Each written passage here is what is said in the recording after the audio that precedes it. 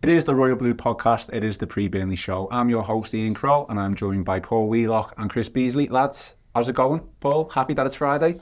Yeah, happy that it's Friday. One day closer to another Everton win, hopefully. Wow. Getting used to it now, aren't we? Yeah, absolutely, Chris. It's countdown to kick-off. Plenty to come on the Echo website as well. Yeah, but busy day, like you said. I mean, we've already had the article this morning where Burnley have banned flags, which has been in place now since in November, and A4 sheets of paper from entering the stadium, a specific notification for Everton ahead of that one, which is obviously curious given all those A4 sheets of paper which Evertonians have been displaying against the Premier League in recent weeks since the ban. So that's a curious one. We've actually got a nice story coming up later. I spoke to Lewis Dobbins, old primary school teacher, who is now the headmaster at his old school, so he's got some tales to tell about Lewis Dobbins on the back of his first Premier League goal. Amazing stuff. Well, we are going to come on to that Burnley, banning of the A4 pieces of paper, but just so everyone knows before we start the agenda, it is obviously Burnley build-up, plenty to go through ahead of that. A few little tidbits. We're also going to talk about Mason Holgate's future at Southampton. Me and Chris touched upon that when we did the Decore special podcast earlier in the week, but again, we will talk about the points deduction protest and what the impact that's had on Everton's fixtures in the obviously Saturday and coming up in the coming weeks. So Paul, I'll start with you. Just generally how you feeling ahead of the game. Obviously must be buzzing going into, on the back of 3 wins going into this game against Burnley. Yeah, it's been absolutely brilliant, hasn't it? The last week I know Gav did the stat, didn't he, how long it'd been since we won 3 games on a run, but I can't remember having a week like this for a number of years really, and the way we did it obviously as well, 2 different kind of victories really over Newcastle and Chelsea. I thought we fully deserved to win the Newcastle game. Missed a lot of chances where on last Sunday against Chelsea, it was a bit harder, wasn't it? You could tell we were a bit tired after all the effort that they put in a few days earlier, but they had to show real grit to get the 3 points. But it was, it's fantastic. I think, coming out of the game, if you could hear other people talking about it, I know we certainly were that. It's like probably the proudest I've been to be an Evertonian for a good while. Not that I'm never proud to be an Evertonian, but you just feel a real affinity with this team at the moment, don't you? I know there's a lot of stuff going on off the field, and it's always the case with this club at the moment, and there's still, there's things we have to be worried about, but it's just great that it's going so well on the pitch, and it's just great to be going to Goodison now, and a bit jealous of like the 3,000 Evertonians who'll be at Turf Moor on Saturday night, because I'm sure they'll make a great atmosphere and hopefully come back with another win. Well, I have been to Burnley Stadium, and there's a bit of a pain to get to, a bit of a pain to get out of as well, but I'm sure if we get a win, that won't matter to the away fans. Chris, I'm going to put you on the spot. Oh. When was the last time Everton won 4 games in a row? Oh, in front of fans, I actually don't know the answer. Thankfully, I've been doing some research into this. But, last time we did it in front of fans, I mean, they did it in the COVID season. Okay. The start of that one, I'm not sure how many they racked up then. They had that great start. Obviously, there was no fan stadium. But the last time they won 4 Premier League games in a row in front of fans was right at the start of Ronald Koeman's his only full season in charge, which is going back to 2016. So we're talking over 7 years since he'd done that. Yeah, seems so long ago. I can't even remember it. But what were they? Yeah, it was West Brom was in there. Was it Middlesbrough? I can't remember the other ones off the top of my head. Four Premier League wins in a row in the comments section. Yeah, can someone else remember those? I think West Brom and Middlesbrough were in there. Yeah, I can't remember the other 2 off the top of my head. But start the 2016-17 season, so over 7 years ago.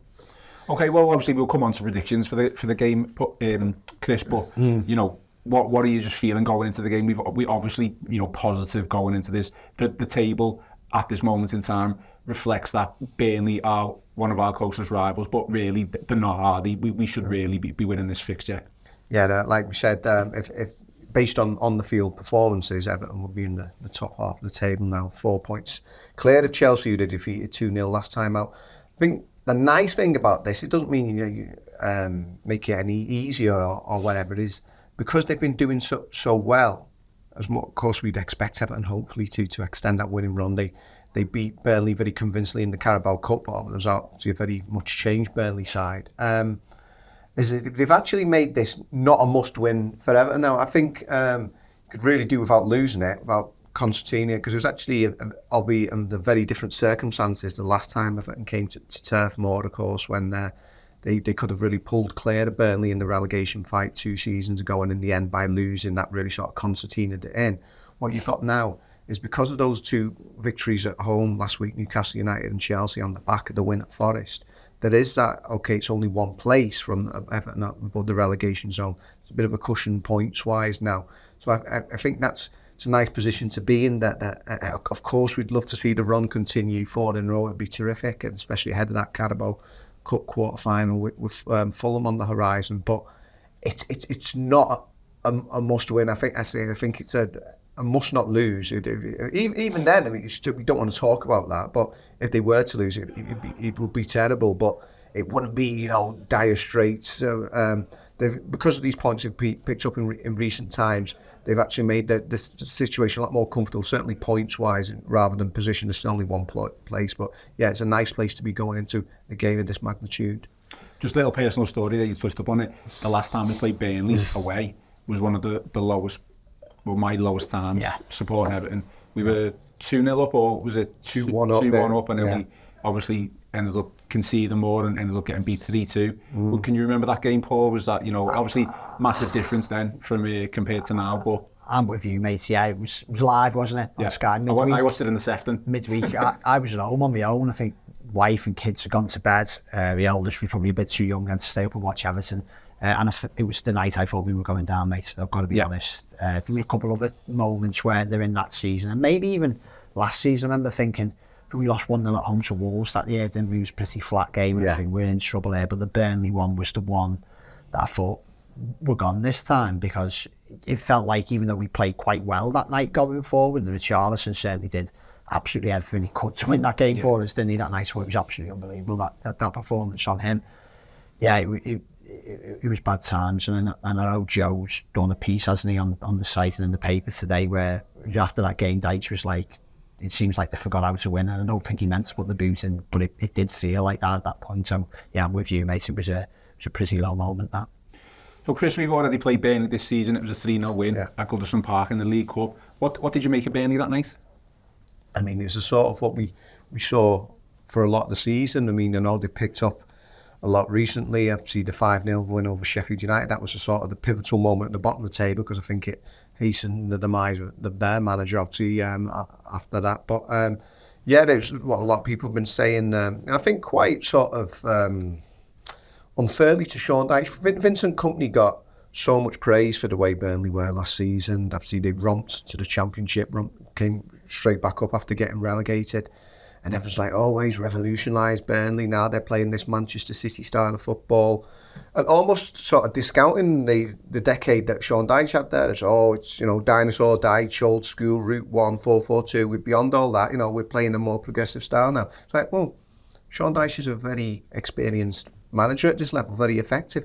I'd say I much rather have Dyche and Kompany in charge, and we're seeing that this season. I mean, Kompany didn't do particularly well, I don't think, in his early coaching forays in Belgium. I think, he's had a second chance at Burnley. Great getting them up, and he's seen sort of like the reality check in the Premier League. They play nice football, patient from the back, and then there's a lack of cutting edge there. And kind of going back to what Dyche had said about Everton before, you've got to know how to win these games, and I saw that when they came to Goodison Park. I mean, thankfully for Everton's point of view, Everton went strong. I'm glad to see that. If given that Everton unfortunately aren't in a position to win league titles anymore, if they're not going to go for cups, what's the raison d'etre? Why do Everton exist if they're not going to try and win silverware in some form, club of their stature? So went strong, won the game. Burnley, their priorities were at the bottom of the Premier League. They made changes en masse and were well beaten that night. I mean, Tarkowski scored against his old club, didn't he? Dwight McNeil was getting dog's abuse for some reason from the Clarets travelling fans, and yeah, it was a comfortable, it was a good night for Everton. Hopefully can give him some sort of psychological edge for tomorrow evening. I mean, Paul, Vincent Kompany has kind of suggested this week in his press conference that Dyche's footprints are still all over Burnley. So obviously he has been successful in his own right. He's got Burnley promoted to the Premier League. But is that kind of what Paul suggested there? Credit probably should go to Dyche, because he's been there for so long. The way he's had that club set up, they've almost been able to bounce back straight away. And I know, I don't want to discount Kompany. He's been able to add his own flair and his own ideas. But for a club who have been a mainstay in the Premier League for a good couple of years, to go down and then to bounce back up. Should Dyche get a little bit of credit for that as well? Oh, absolutely. Well, I was covering Blackburn Rovers in 2013 to 2016. So I lived still around there, but I was based in Blackburn every day. So I was in East Lancashire. And my first season covering Blackburn, Burnley went up. And like, it was completely against the odds. You know, like, you think company did a good job last year. I think Burnley had to sell Charlie Austin at the start of the season. And then, like, they lost the main striker, and luckily he brought in Ings and Vokes, I think they were back then, weren't they? Like, I can't describe. Because back then, I didn't really like Dyche too much. Because, like, obviously I was very invested Revelation. in Blackburn. And, like, Blackburn just could not beat them after years and years of dominance, really. So, I can't describe how big a job he did there. At Burnley's training ground, like, the press conferences used to be in a little terraced house kind of thing, and it was just fields, lovely fields in East Lancashire. And if you've gone, I've been back there since after leaving the Lancashire Telegraph, and like, it's a proper modern training ground. Right. And that does not happen if he doesn't get them up initially. You know, the first time he got them up was just incredible. They did go back down, and then he got them back up, and then he stabilised them. And yeah, you're both absolutely right. I think I'm be very, very surprised if he doesn't get a good reception from the Burnley fans on Saturday. And as good as company did last year, and whenever I seen him on the telly, they played some great football, played some good football at Goodison, as you said there, Chris, about having an end product. Like Dyche, everything. The reason why this club, Burnley, are where they are now is because of Sean Dyche. I've got no doubt about that, because I've seen it firsthand what it was like before they were in the Premier League. I mean, company, obviously, you know, world-class player, world-class defender, trying his hand at management. What have you made so far? You know, it's just the one, he wasn't too successful in Belgium, but he has kind of been able to find success here at Burnley. What you put that down to? I mean, we've obviously said give all the credit to Dyche. Yeah. Oh, he went totally the other way, didn't he? To be fair, I mean, he on the one hand, like you say, it's probably the off the field foundation's been brought in by Dyche, as Paul's just outlined there. But from a footballing point of view, you know, it was a big thing. I mean, if Everton had gone down that season, of course it was Everton, but it ended up being Burnley Leeds in it right at the end. But I was going back to that game we were talking about there. I mean, I was at Turf Moor that night. It was Joe Thomas's first game, actually. What a baptism of fire for him. But yeah, they going from what could have been a 1 point, end up being 1 point. Everton could have been 7 points clear. But so if Everton had gone down that season, and remember that's the season Everton got done for the FFP. It was that one. So if anyone's got a grievance over that, it's Burnley. All the other clubs, I mean, they don't have a case as far as I'm concerned. But yeah, it was only Burnley who could sort of have a grievance about Everton getting the points deduction this year as opposed to 21-22, because it would have saved them if it had happened that year. I can't imagine Everton would have got out of the Championship in such a sort of straightforward manner that Burnley did. It would have. It doesn't bear thinking about, both on and off the pitch, what Everton would have been like in the Championship last season. It would have been absolutely horrible, I'm sure. Not just because it's been so long since it were down at that level, but just, you know, the off the field shenanigans and all. They sort of the psychological effect. Also I think that Dyche would have actually been the best man to do that for Everton, you know, if they had gone down still. But it just would have been such a tough task to sort of get them up without any sort of fuss the way that Company did. So he's done that, Vincent Company. You know, he got them up at the minimum fuss, playing great attacking football. Like I said, end product, lack of it this season. Certainly wasn't the case last year in the Championship. Scored a lot of goals there. Effective football. So he's done well, but I think it's been a reality check for him this year in the Premier League, and sort of realising that perhaps a bit more pragmatism's needed. Could you imagine facing the Championship with a 10-point deduction as well? That would be even worse. Wow. They're getting into sort of territory that happened to Sunderland there, didn't they? Went down 2 years on the trot after they had David Moyes and ended up in League One. Doesn't bear thinking about. No. So, Paul, Company for me, you know, just from the outside looking in, you know, I haven't watched too much of Burnley, but he looks like he's a manager who kind of wants to play football the right way, if you want to call it that, you know, playing out from the back. But to be honest, I thought they were dreadful against Everton in the League Cup. I think maybe that's down to the quality of their players, but he does seem to be a manager that is not going to like change from plan B. He's just going to stick with that, and that's how we play. Yeah. Absolutely, yeah. I thought that was it. I thought like for 20 minutes they played some nice stuff, didn't they? But not ever troubling us at all. And it's almost like we won 3-0 without having to get out of second gear, which was Like, and I don't mean this any disrespect to our players, but if we can do that to a Premier League teams, that doesn't say much about them, does it really? Yeah, I suppose like it's an interesting one, isn't it? Because he's definitely got his style of play, whether you like it or not, and it looks like this is the style of play that he wants to take throughout his managerial career, and that's I'd say that's admirable. Like there's different ways to win football games. Major influence with Guardiola, Yeah, obviously. yeah. Like why wouldn't you take that on board? You know, but you do wonder he's going to have a supportive board and chairman there and owner, isn't he? Really, because you know it's all important that they stay up in the Premier League. I suppose like they'll have the safety net and parachute payments when you need to try and stay in the Premier League, and it does seem he does have that support, but. If they were to lose on Saturday, it is looking, I know as you rightly said, Chris, it's not much win for Everton now, but if they were to lose, they're looking quite far away, aren't they, from safety, because we'd move, is it 8 points clear, I think, to beat Burnley. So, no, I admire Company. He was an absolutely tremendous player, wasn't he? You know, we certainly always remember that goal against Leicester, the Etihad Evertonians. But I like when I was praising Dyche before, I think, as you said, Chris, he's built up the modern Burnley. Not in any way like disrespecting what Company did last year, because he still had to win the championship, but he did it with like 100 points plus, didn't he? So he's clearly a good manager. But yeah, whether those principles and the way he's got playing will keep Burnley up this year, I'm not sure. I've got to remember Frank Lampard was a world-class player as well, wasn't he? And he was going to take Everton down. Yeah. Steven Gerrard, world-class player. Look where Villa are now under Unai Emery. After he's gone, he's out in the desert. No, yeah, exactly. I think it seems to be a bit of a thing now in modern football, isn't it? You know, just because you're a world-class player, world-class footballer, doesn't necessarily mean that you can transfer that over to management. Injury latest then, Chris. More and more like footballing matters now for the next topic. Yeah. Coleman and Young are out, so surely this means that Nathan Patterson gets a start and gets his chance. You would think if ever Nathan Patterson's got a chance to start, if he doesn't start now, well, I don't know.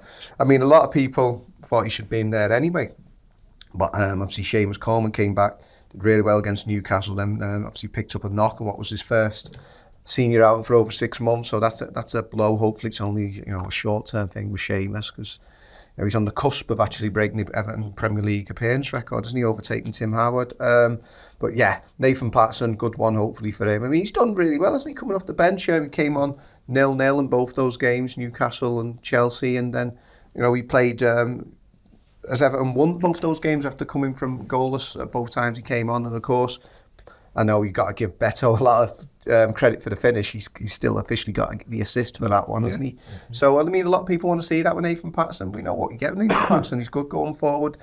Needs to improve defensively, but I mean, personally, I think, you've got Ashley Young in there. Okay, Dyche wants to go with the older head, somebody he respects and somebody he trusts. But, Young's been had a tough time of late, hasn't he? And we all know about the troubles he's had, particularly against sort of speedy wingers and stuff like that. And it's a big chance for Nathan Patterson. I'd like to see him in there. I'm sure he's got to start now. And like you say, there's other players missing as well. I think Bramthwaite and Idrissa Gueye both suspended. That's a big miss, of course. So it's like who comes in at centre back? Because I mean, you'd have thought Michael Keane was the obvious choice, but then could be carrying an injury. It seems he wasn't in the matchday squad last time out, so it could be Ben Godfrey coming in from the cold. So it'd be a particularly big game for him. I'm trying to remember right. Was it Godfrey's mistake or at the end of that Burnley game it should let them in for Mackwell Cornet? So he'll be determined to put that one right if he gets a nod, which could well be the case if Keane's unavailable. Paul, obviously the biggest probably talking point is the Bramthwaite replacement, because he's just been an absolute, he's been so good for us this season. He's without a doubt our standout player. Definitely a breakthrough season in his Everton career.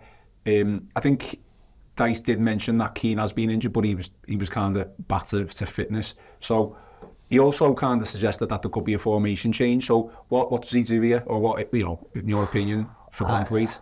Yeah, I wonder if he was doing that as a bit of a red herring. I'm not sure. I wouldn't change the system when it's been working so well.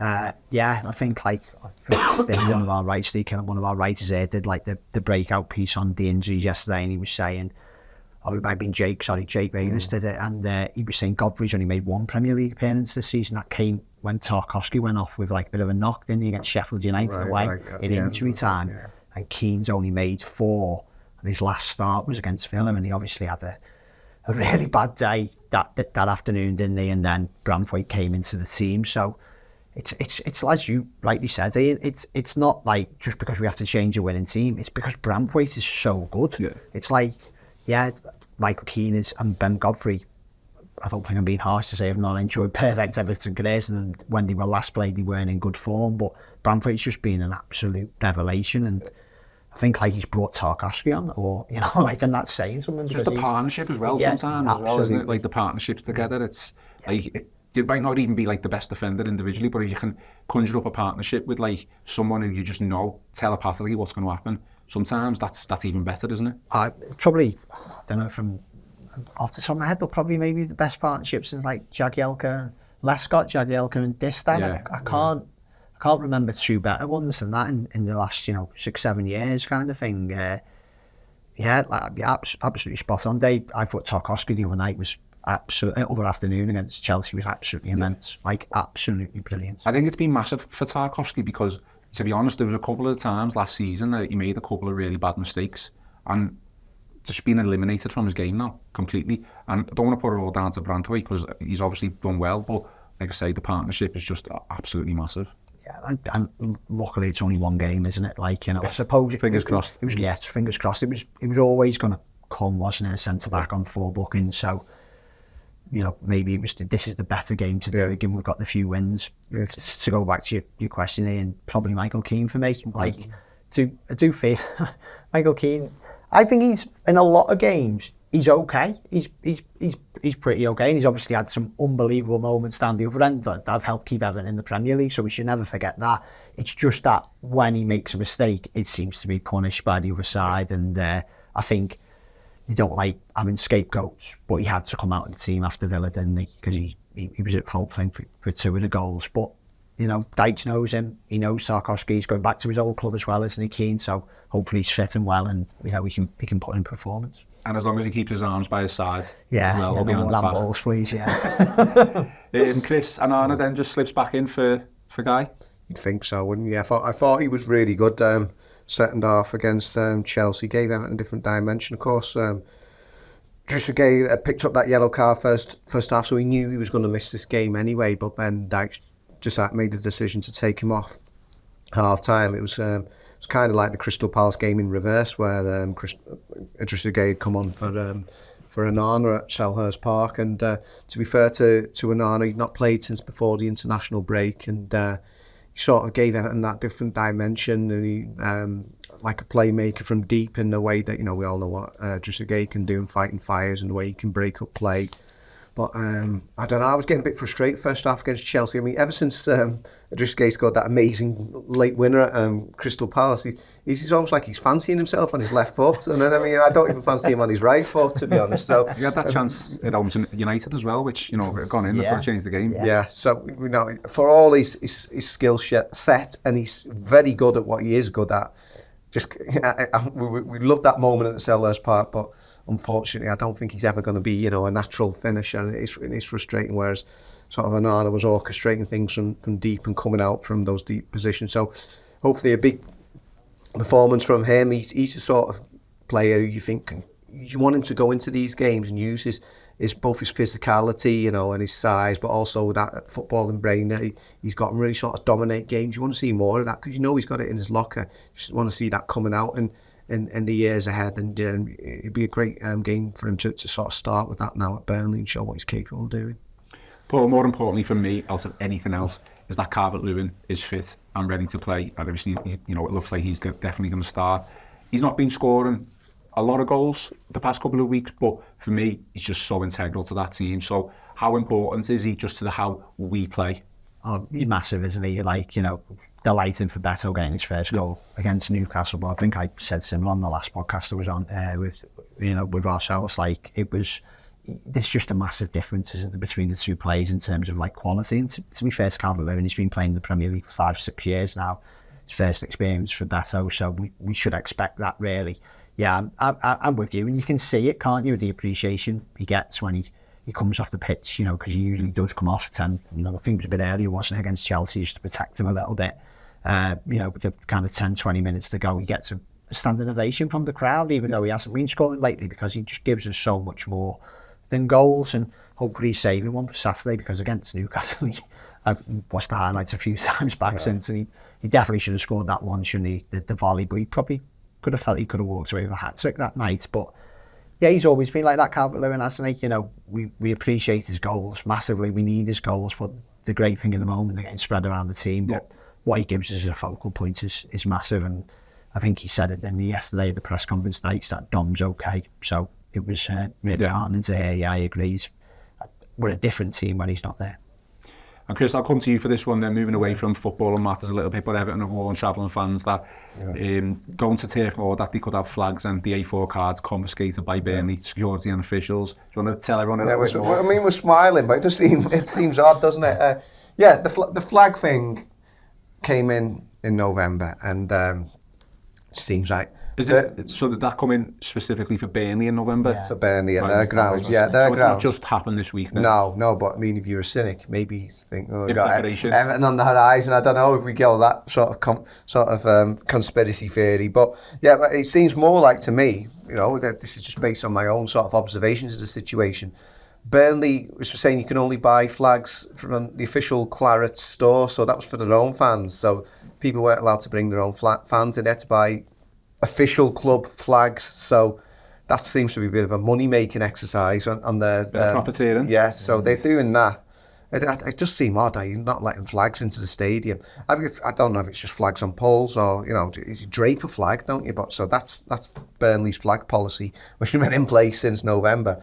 But it was on Everton's away guide. You can see obviously our article on the website, but on Everton's official website, they say that they've been specifically told. Am I right? I'm saying, Paul? Word, isn't it? That was they've been specifically told to let their supporters know that A4 sheets of paper. So people have quite right said, "You all right with a bigger one? Can you do an A3 or A2, A1? How big do you go?" But yeah, it's just interesting, isn't it? That en masse, ever since Everton have had the points deduction, like we said.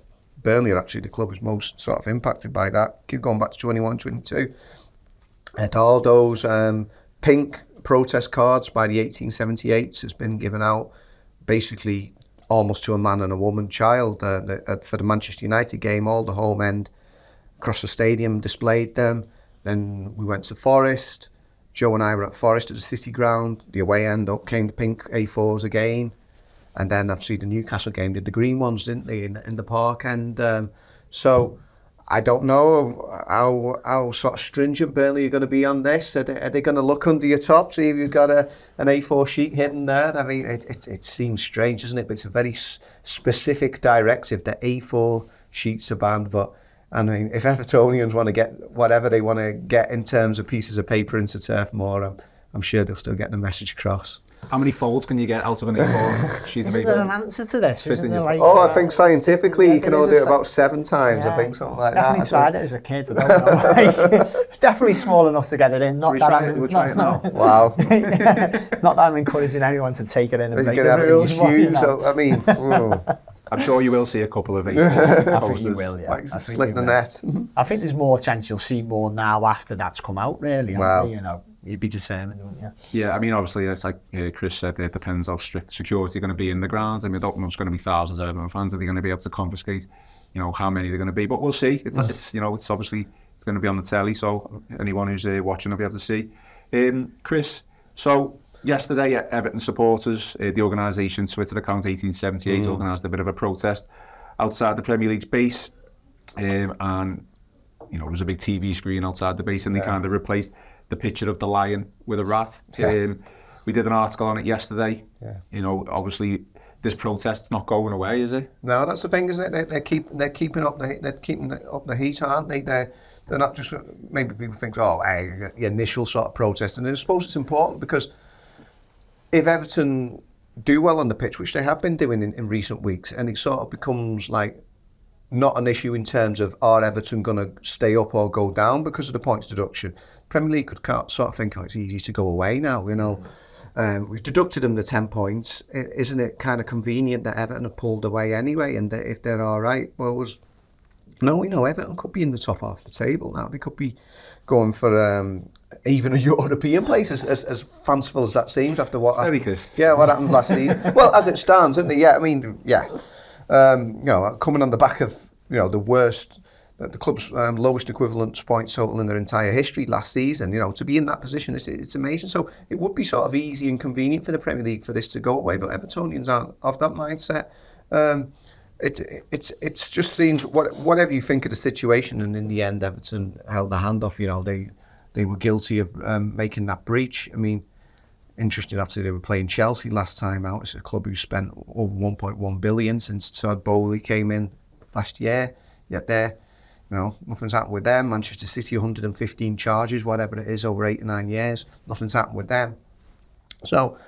Yeah, the Evertonians aren't going to just forget about this, even if the team are improving. It's a huge thing, and whatever you think about it, Everton are guilty, but for it to be the largest sporting sanction in 135 years of English top flight football, bigger than Portsmouth going into administration. He's saying this one breach on a profit and sustainability charge, which is off an arbitrary ruling anyway, is worthy of a bigger punishment than that. Evertonians aren't going to let go. And regardless of what anyone else outside the club thinks, Paul, the footballer community, the media, this has literally unified everyone at Everton Football Club, and that is literally, you can see the benefits of that since the breaking news on that Friday afternoon before the international break. Yeah, because we're not silly, are we? We're not stupid. We've definitely been hard done by here. As Chris said, it's unprecedented. It is unprecedented, and that anger's still not gone away. It's amazing what the team have done to claw back 9 points of the 10 that were deducted away in the space of 2 weeks, wasn't it? 2 or 3 weeks. Yeah. Incredible. But this isn't this. There's still things to be not concerned about. But say the worst happens and Burnley win on Saturday, the gap's quite close again, isn't it? I know Joe's wrote about this, where they've changed the goalposts again this year, the Premier League. So last season's accounts have got to be in by the end of this current year, haven't they? And if there's any kind of breaches, then they might put the points deduction in this season. That's right, isn't it, Chris? Yeah, all clubs can have that. Yeah. Not preempting more points deducted against us, but it's kind of like, okay, you've got to stick to the rules, but now everything's happening right now, and who's in the firing line? Everton. And we do, as Chris rightly says, the way we've been run as a club is clearly not being good enough, because it's got us into the position we're in now financially, even if it is trying to live the dream by signing too many players or build a magnificent new stadium, but those kind of reasons for it weren't accepted by the commission, fair enough. But it's the severity of the points deduction that could still cause Everton massive harm, and I certainly haven't forgot that as a fan. No. And I'm pretty sure you guys haven't, certainly thousands of people haven't, and that's why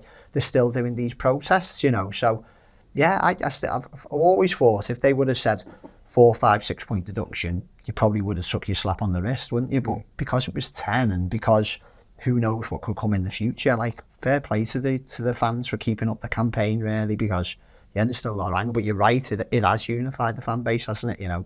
The players, the manager, everyone seems to be together, and that's the first time I think we can say that in years, to be honest.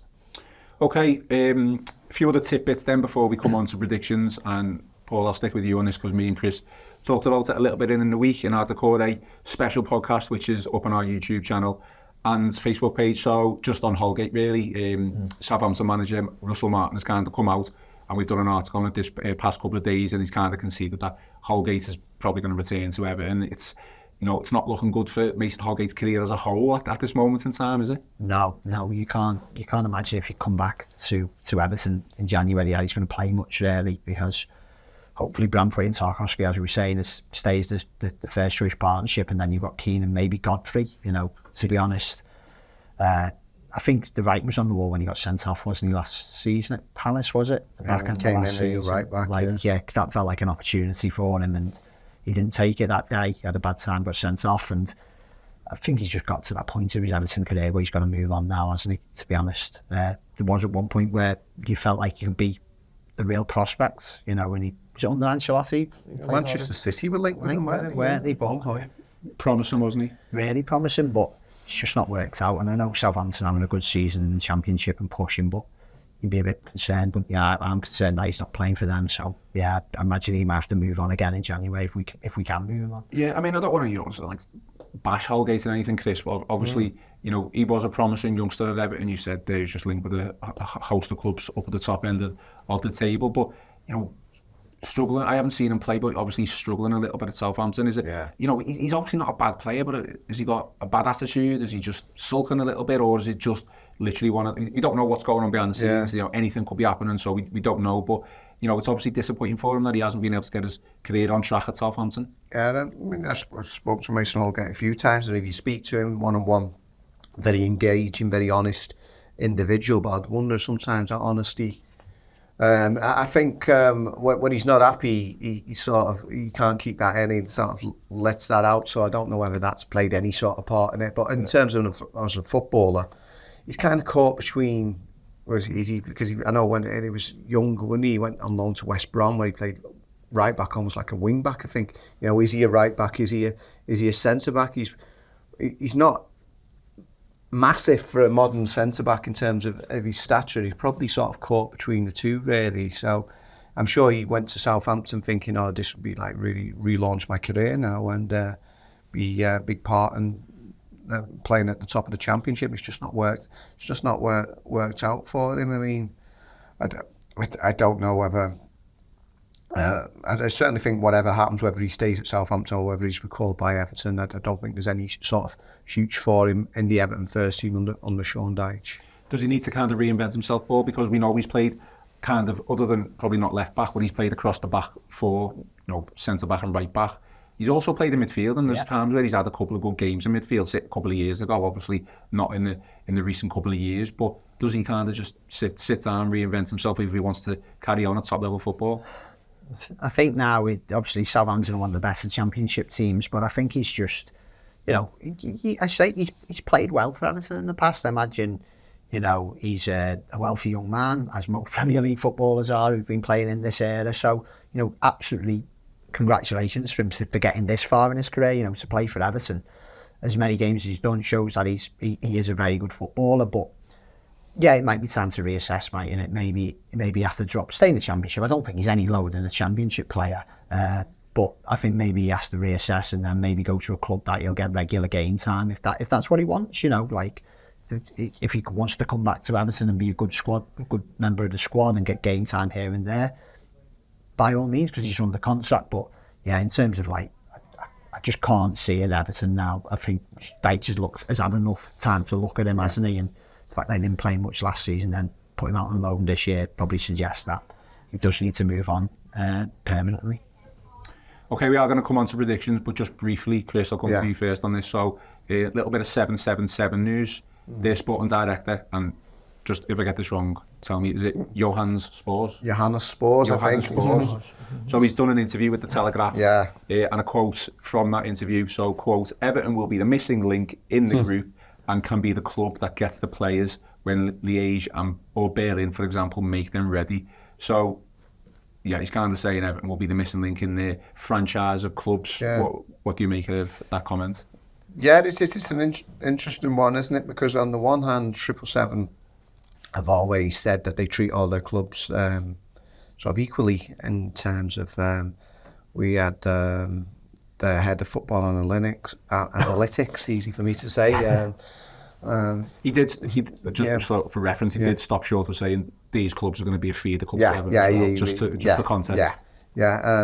So in terms of all the sort of resources that they go into them, is all the same. But yeah, there is a natural sort of pecking order, a football food chain, and like you said, he said that it's not like they're going to be the other clubs are going to be a feeder club for Everton. But he did say though, that I think he quoted that the likes of Standard Liège and Berlin, if they had a player ready, then they would actually prefer them to stay within the group than be transferred out the group and to go to Everton. And I think that's been one of the things. There's a lot of people across football, not just Evertonians, a lot of questions about 777 and their successes, not just where the money's coming from, just so many questions about what they could be like. But I think one of the things that people hope would be a positive under them would be the fact that because of where Everton are as a Premier League club, that Everton sort of being the number one club. I know they're obviously involved in Sevilla as well, but that's only a minority stake. But the clubs where they have a majority stake, that Everton would be number one, would be top of that food chain, and hopefully the talent would move up to Everton if any like sort of bright prospects within their group. That's good. What I was also sort of heartened from that interview, we've got a version of that going up ourselves shortly, is that his comments on Sean Dyche, both Dyche and Kevin Felwell. It seems inevitable whenever these new sort of owners come in, they like to have their own people in, and they often get a managerial change. Everton are onto a real winnership with Sean Dyche. And I think this 777 people like Johannes Spors can see that, and he spoke very glowingly about the work that Sean Dyche is doing. Paul, this has got to be a good omen. Good omen. Spurs was in attendance of both the Chelsea and the Newcastle wins. So, good omen. Lucky mascot. Can you come to Turf Moor as well? Get him on the bus. Yeah, I've read Chris's piece. Yeah. And it's encouraging from what he said about Sean Dyche and Kevin Felwell, and you can see what kind of model they'd want to have, and ever to be at the head of it, kind of thing. Just for me, it was interesting to read, but personally, I'm more bothered about if the takeover is going to go through, and if it does get the pass through the regulators, including the Premier League. What's the plan for the club? Have they got the funding for the club?